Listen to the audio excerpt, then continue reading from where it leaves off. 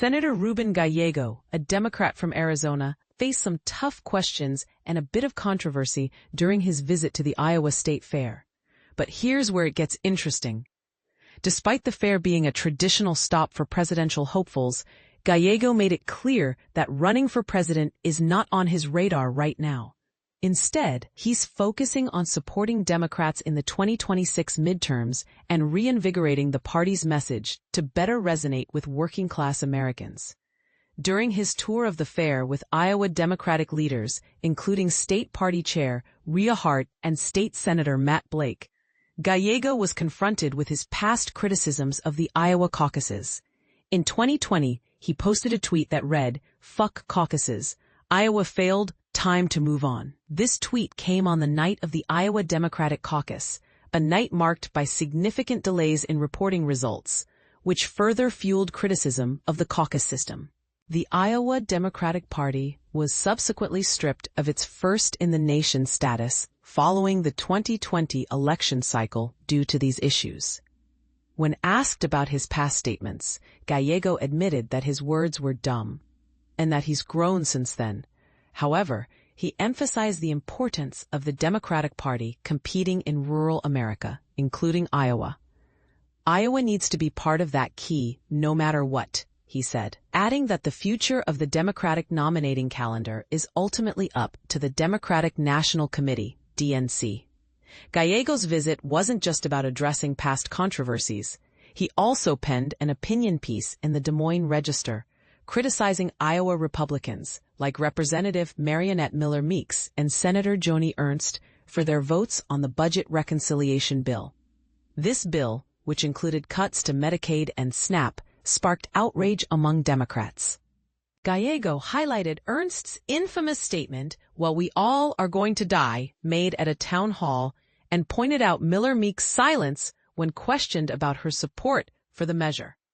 According to Gallego, the 2024 election saw Democrats falter because their messaging didn't connect with the struggles of American families, particularly those affected by inflation and the COVID-19 pandemic. However, he sees the recent budget reconciliation bill as an opportunity for Democrats to regain ground. "We're here to help those that are barely making it," Gallego said, noting that the bill will push tens of thousands of Iowans off Medicaid and harm rural hospitals, all for the benefit of a small group of people who don't even live in Iowa. Not everyone agrees with Gallego's perspective.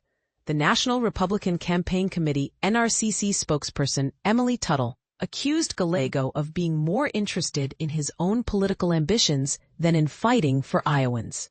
"While he plays politics, Marionette Miller Meeks is delivering real results for working families," Tuttle said in a statement.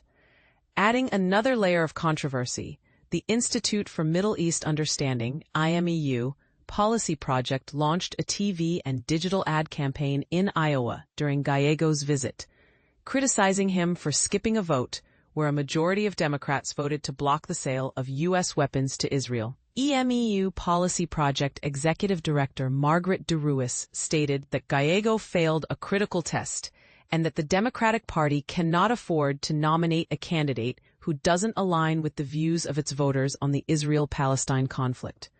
Gallego defended his absence from the vote, explaining that he was on paternity leave for his newborn son.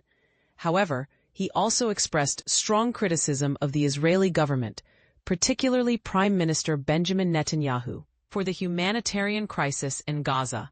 "Netanyahu and the Israeli government have an absolute responsibility to feed and care for Gaza while they are occupying the country," Gallego said, emphasizing that this is a fundamental rule of war.